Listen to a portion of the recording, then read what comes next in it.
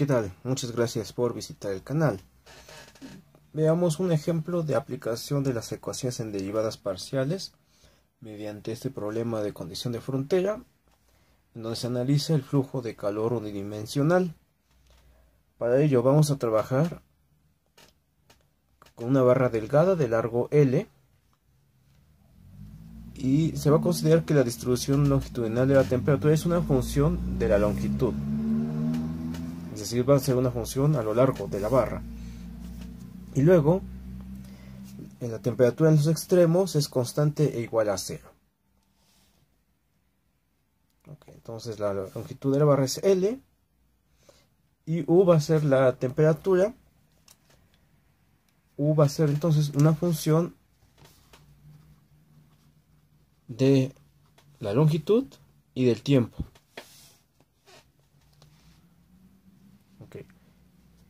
Y ahora las siguientes consideraciones también vamos a tener que tomar en cuenta.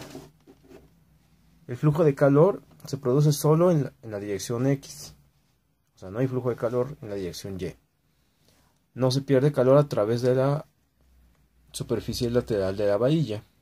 Es decir, no hay calor hacia arriba ni hacia abajo. No se genera calor en la varilla.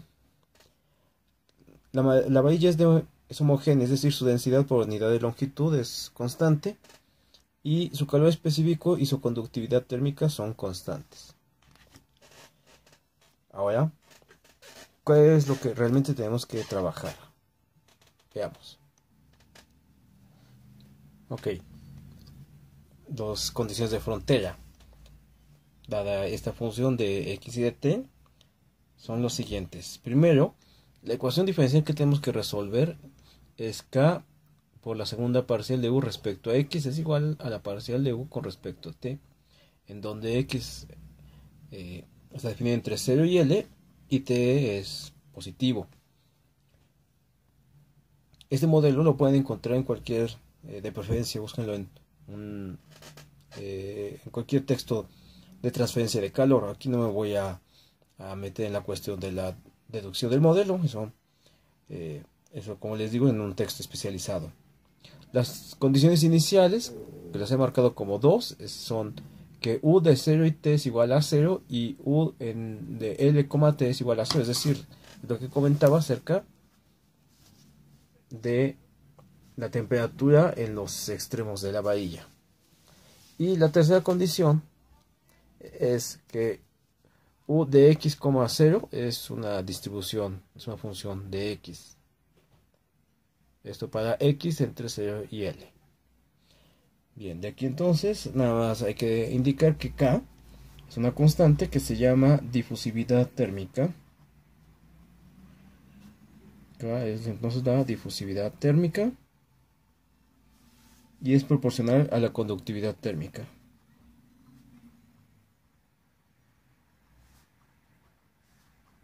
Proporcional a la conductividad térmica. Muy bien, entonces el siguiente paso va a ser, vamos a ver cómo resolver entonces esta parte de aquí. Para encontrar U vamos a partir de la suposición de que U se puede expresar como el producto de dos funciones, una de X y otra de T. Esto me va a permitir usar el método de separación de variables, en donde vamos a igualar a una constante de separación. Para ello voy a obtener las parciales. Primero la parcial de u respecto a x sería f' por g de t, y la segunda parcial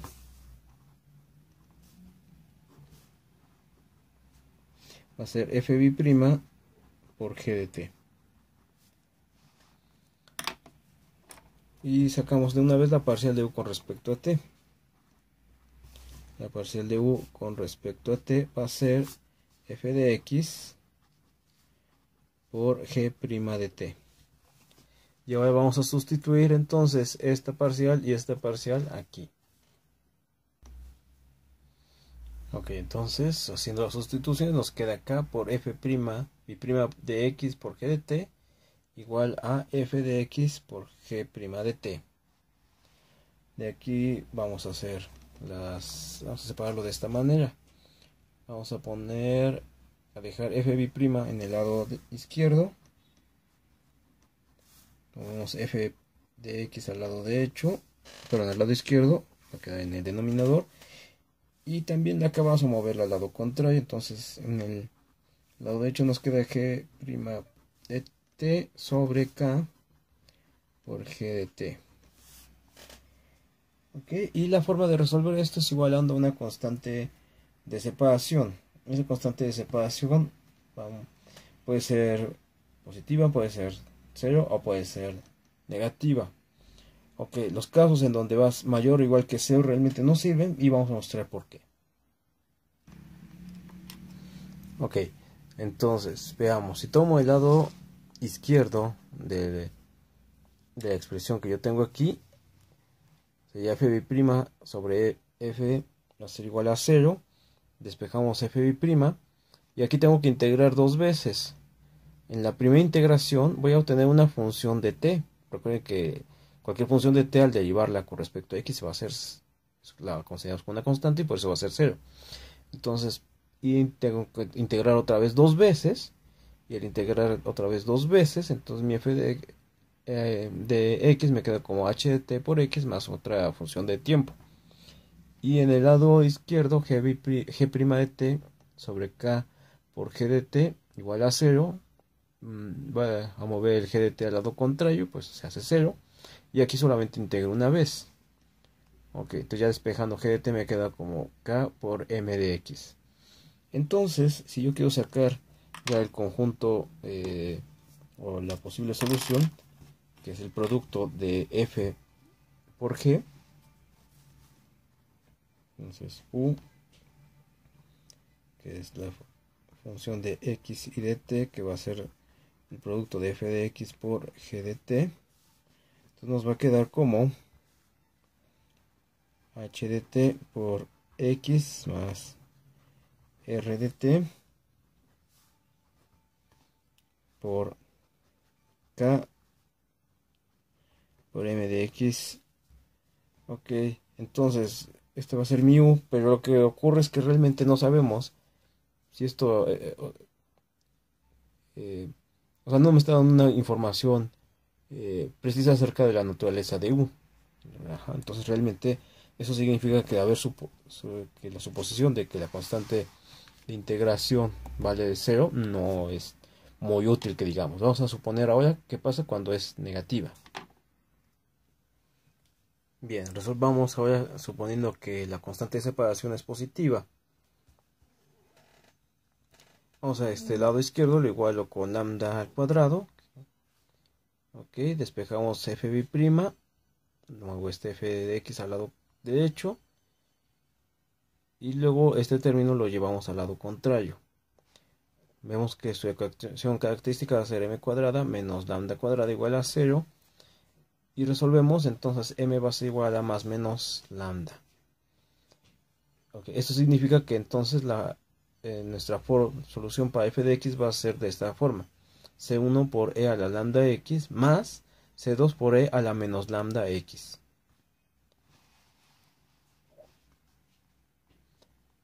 Y ahora el otro lado, g' de t sobre k por g de t igual a lambda al cuadrado. Entonces esto de aquí abajo lo movemos al lado derecho. Muy bien, este término lo regresamos, vamos a moverlo al lado izquierdo. Su ecuación característica entonces va a ser p menos k lambda al cuadrado igual a 0. Es decir, p va a ser igual a k lambda al cuadrado. Entonces la forma de g de t va a ser otra constante por e a la menos k lambda al cuadrado por t. Muy bien, y ahora vamos a hallar la solución producto de estos dos. Muy bien, entonces hacemos el producto de f de x por g de t.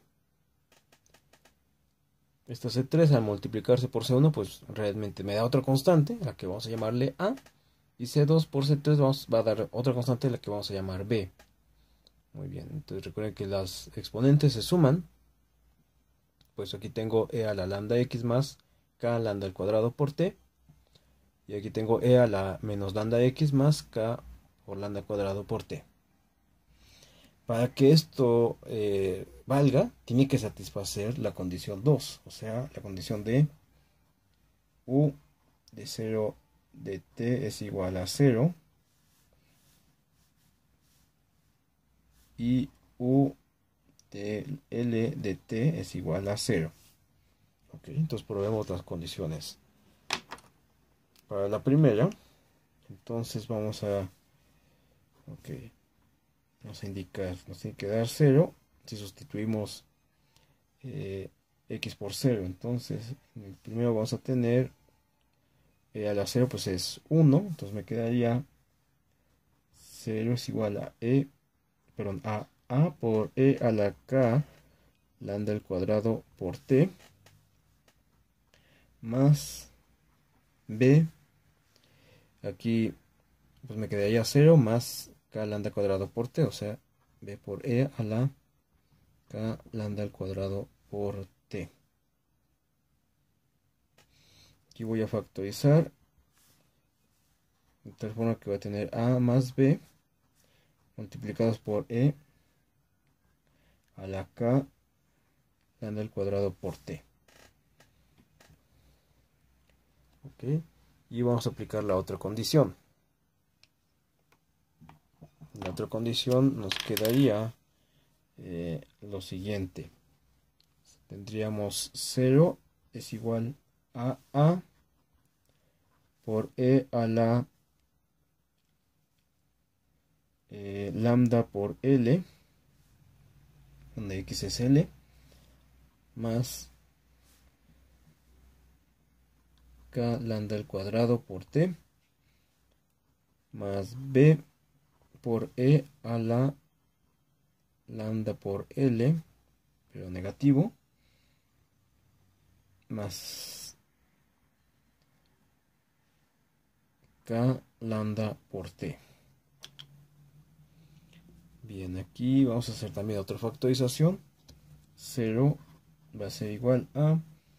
Aquí vamos a tomar como factor común el k lambda cuadrado por t, que tiene como base e. Entonces me quedaría lo siguiente: a por e a la lambda por L, más b por e a la menos lambda por L.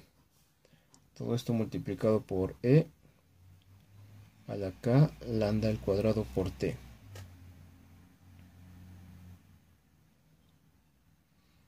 Muy bien, y entonces aquí vamos a jugar con estos términos. Ok, entonces, si juntamos estas dos condiciones, nos vamos a tener entonces un sistema de dos ecuaciones con dos incógnitas, que va a ser este: a más b es igual a 0 y a por e a la lambda L más b por e a la menos lambda L es igual a 0. De la 1 podemos aquí deducir que a es igual, o que b es igual a menos a. B es igual a menos a, esto es de 1.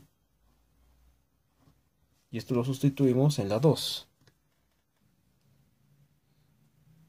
Ok, entonces sustituyendo en la 2, aquí voy a sacar cómo puedo expresar esto de esta manera. Como 0 es igual a que multiplica a e a la lambda L menos e a la menos lambda L. Entonces este factor pasa dividiendo al otro lado, pero de todas maneras se va a volver 0.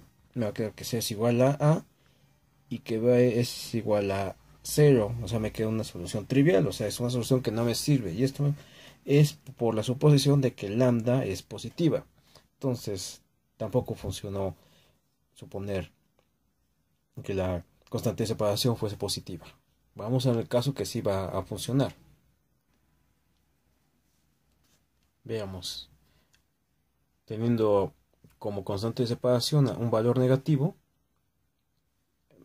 vamos a igualar primero este lado izquierdo con esa constante de separación Entonces f de x lo movemos al lado derecho y luego llevamos todo para que es igual a 0. Esto es el lado izquierdo. Muy bien, la ecuación característica que nos queda va a ser m cuadrada más lambda al cuadrado es igual a 0.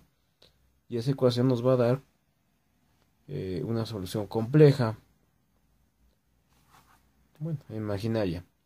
Por lo tanto, la forma de f de x va a ser c1 por coseno de lambda x más c2 por seno de lambda x. Ahora, en el lado derecho, tenemos g' de t sobre k por g de t es igual a menos lambda cuadrada. K por g de t lo movemos al lado derecho y luego igualamos a 0 todo. La ecuación característica va a ser p más k lambda al cuadrado igual a 0. Entonces la solución va a ser p es igual a menos k lambda al cuadrado. Y este de nuevo aquí. G de t entonces va a tener la forma c de 3 por e a la menos k lambda al cuadrado por t. Ahora, antes de hacer el producto, y con el producto de f de x y g de t, que eso ya va a ser u, vamos a aplicar las condiciones iniciales 2.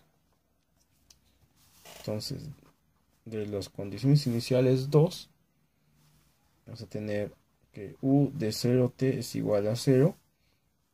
Y esto lo podríamos aplicar como f de 0 es igual a 0. Y u de lt es igual a 0. Significa que f valor en L es igual a 0. Vamos a usar estas condiciones iniciales. Ok, entonces la primera condición inicial nos va a dar que a sustituir x por 0. Entonces nos queda c es igual a c1 por coseno de 0 más c2 por seno de 0.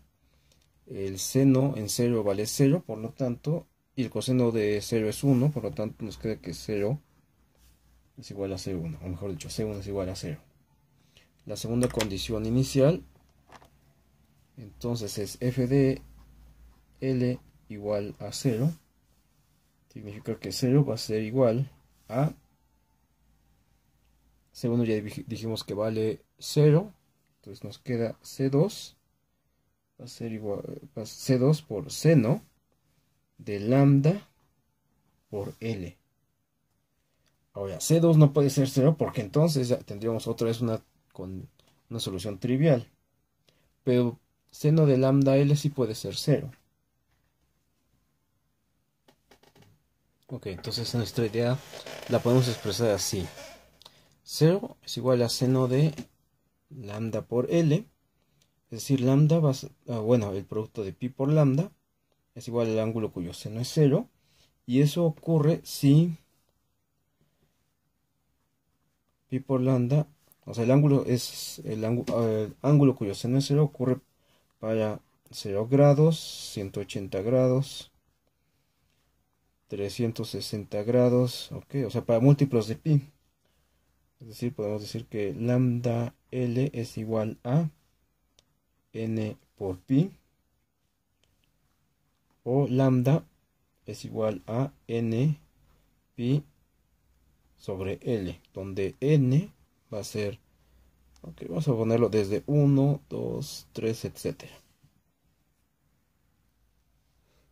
Bien, entonces podemos decir que f de x va a ser igual a c2 por seno de n pi sobre L por x, donde n va a tomar valores desde 1, 2, 3, etc.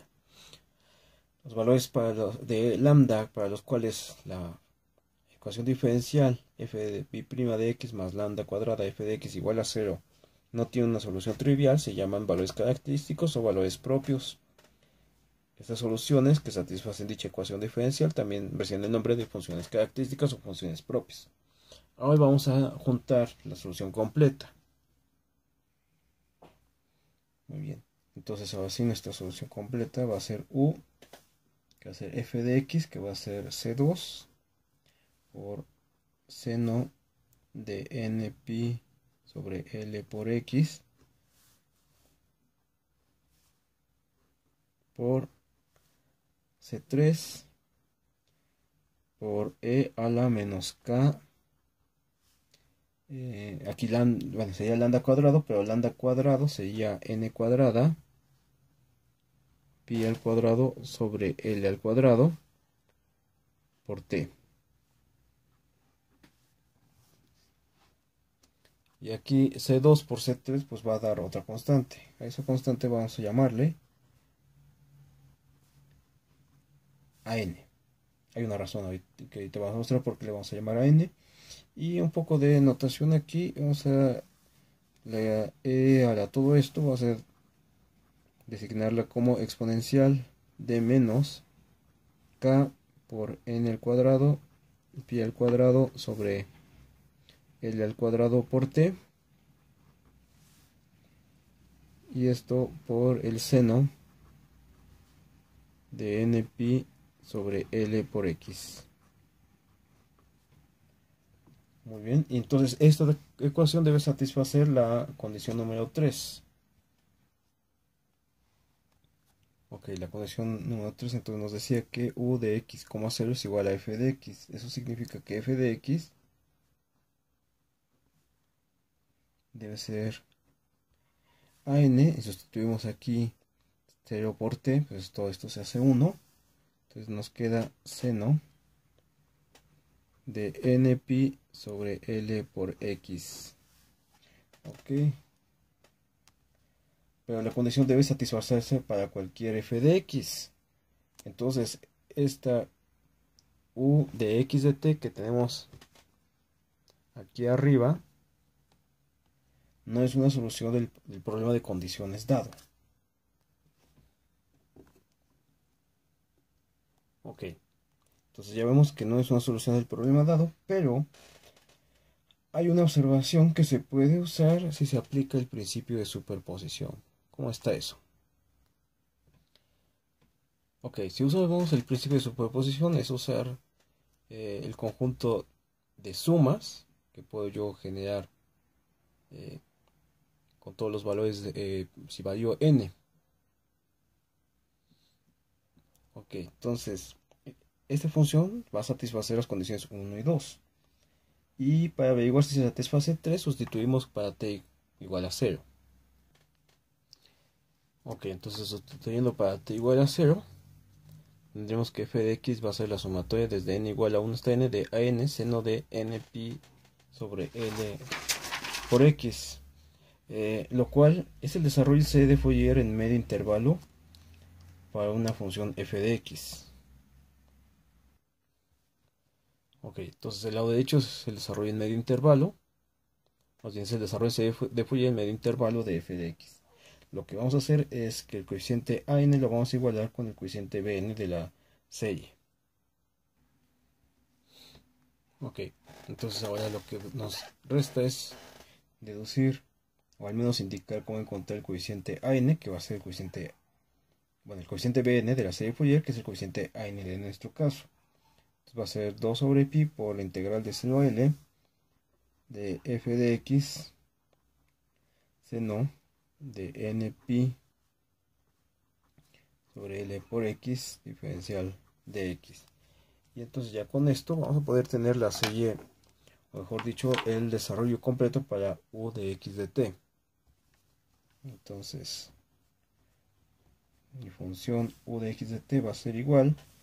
Vamos a sacar este factor 2, el cociente 2 sobre L. Okay.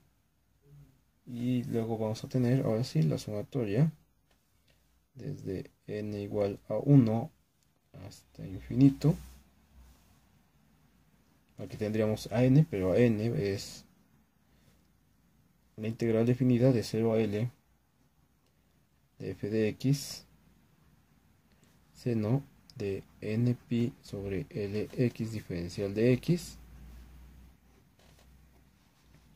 y esto por la exponencial